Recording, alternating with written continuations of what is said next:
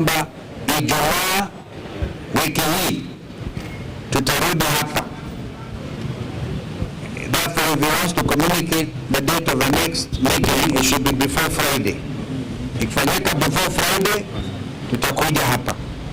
Kama ana communicate siku ingine, kwa sababu umuhimu wa jambo hili, mauaji ambayo yanazidi kutokea kutokana na excess use of police force, hatuwezi sisi tukavumilia kwa niaba ya wananchi wa Kenya ati mpaka mkuu wa polisi ataamua ni yeye atakutana na viongozi ambao wako wanaheshimika na Kenya nzima. Sisi tunazungumza kwa niaba ya Wakenya wote.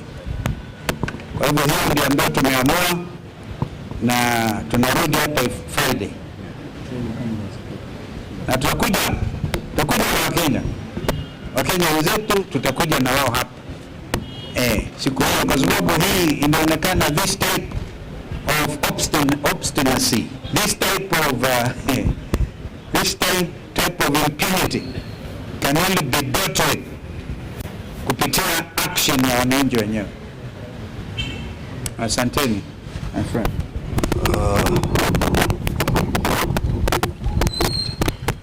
Nafikiri ndugu Kalonzo Musyoka ameongea Kiswahili sanifu sana. Niruhusu niongee kwa Kimombo, sababu the matter we are following up is a matter of human rights abuse, violation of civil liberties by the Kenya police, and as you know, matters of human rights are really international matters, so we'd like this to be picked not just from the local point of view, but also from the international level. We were here on 30th of last month, and we were 7 party leaders representing other party leaders in the one-term movement. And we engaged the IG with the 2 DIGs and the entire leadership of our police on grave matters of violation of civil liberties, where the police are getting into unholy alliance with guns.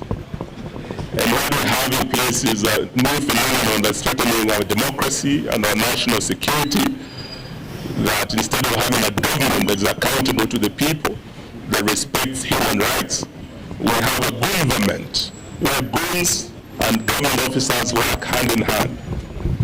There are instances where there are clear violation of human rights, particularly targeting His Excellency regarding Gachagua, the second deputy president, and we have over 22 different incidences where the police and goons had attacked him and attacked all of us who were with him in various locations across the country.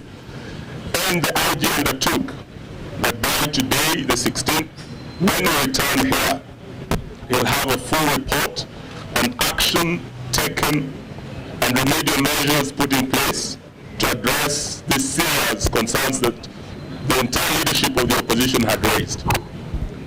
We are here today, and the IG is not here. Not even DIG Longat is here. Not even DIG Masengeli is here. They're all taken off. We believe this is because of orders from above, where they have been told not to engage us. But this is an issue of accountability, so we are not going to relent. We have said we'll be back here again on Friday, and when we come, we expect none other than IG Kanja himself to be here to address the concerns we have raised. If he does not appear, we will still keep coming here every week until we hold accountable all those officers who have perpetrated these gross violations of human rights. Of greater concern is that since we are here, the police have continued doing what they said they would not do. IG Kanja himself undertook before all of us that he will make sure that the police remain apolitical, that the police will not be used with guns to disrupt meetings of the opposition or to injure any Kenyans. We know that soon after we left, the second deputy president, who is also the DCP party leader, went to Nyandarua And as he was crossing into Naivasha to hold a rally at a place called Kinamba, again the police were used to erect roadblocks to block him from crossing from Nyandarua County into Nakuru County under the orders of you know who. Yesterday,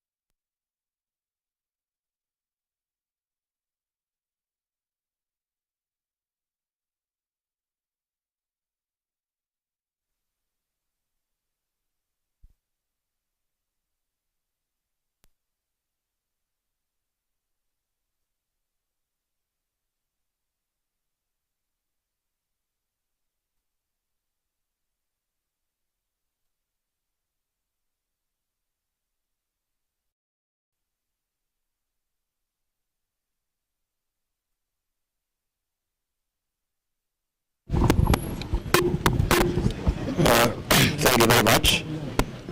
As you have been told, we are here to see the IG. He is the one who gave the appointment, and shortly before we arrived, he took off to avoid this meeting and purported to delegate the junior officer to talk to us, and we have declined. The main issue of this matter, the attack on the places of worship, is an act of terror. We cannot discuss with any other officer other than the AG himself, because he bears the greatest responsibility over security in our country. This meeting was scheduled by him. He did not even have the courtesy to tell us he will not be there, but he was instructed to take off shortly before we arrived. We have information from inside the police service that these investigations are complete. The 12 police officers who attacked us have been identified. They have been positively been located, that they are the ones who are in Witima. They have been located at the house of the local member of parliament where they took lunch after the attack. We also have information that the police actually want to prosecute these people, but William Ruto and Kipchumba Murkomen are insisting on a cover-up that these people should not face the law. This is very sad, and as my colleagues have said, we'll be back on Friday, and these people must face the law, and Kenyans will demand that they face the law.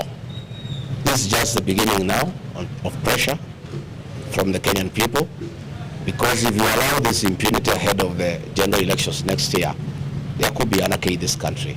I think we must bring order, and the IG and the people under him must be held to account by the people of Kenya. And the police themselves are complaining about harassment and being ordered to do wrong things. They are really complaining that they find it very unprofessional to be accompanying goons to attack Kenyans. They find it very unprofessional that they are being forced to attack civilians in meetings when they have not been provoked, as happened yesterday in Kengela. In Nakuru, the police are telling us they were not given instructions to put a roadblock to stop us from going to Nakuru by the IG or the two deputy IGs. There are new directives outside the police command structure. It is Murkomen who had called the Nakuru police outside the chain of command to attack, to erect a roadblock to stop us from going to Nakuru. Effectively, the National Police Service is no longer independent. The CS is supposed to interact with the police on policy matters only, not on operations.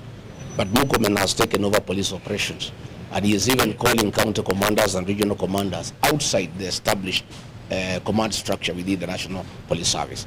When a roadblock was elected in Naivasha, the police headquarters here was not even aware.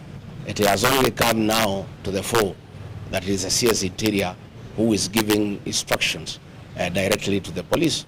And actually the police are asking that they be helped, they be protected from the excesses of Kipchumba Murkomen and PS Raymond Omolo, who have taken over police operations, and they are giving instructions for police to deal with dirty political matters outside the established chain of command within the National Police Service.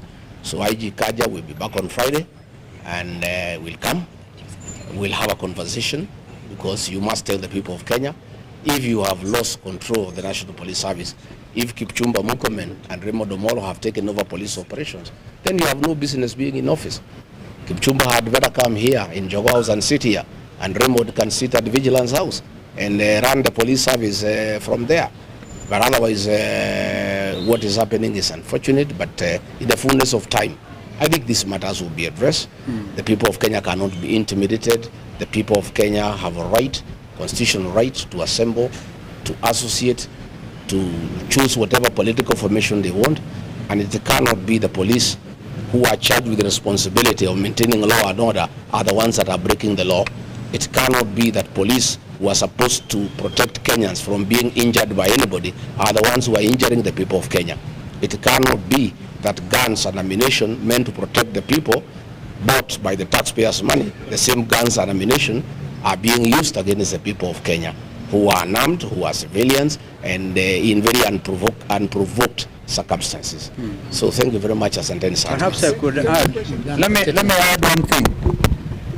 You recall that a letter was issued on behalf of all of us in the United Alternative Government by our sister Mother Karua on our behalf. And it does, basically, if you look at the wording of that letter, it makes reference to the fact that we shall escalate this matter beyond our borders, because as Mheshimiwa Eugene said, these are matters to do with human rights, and human rights are universal. The International Criminal Court is still in place, and the persons bearing the highest responsibility are the people who are addressed in that letter. So we are not joking. It's not a matter that William Ruto can sit pretty and pretend to brush or sweep under the table. It cannot go away. There's no way that the killings will continue in this country since the Gen Z revolution. That is the basic issue.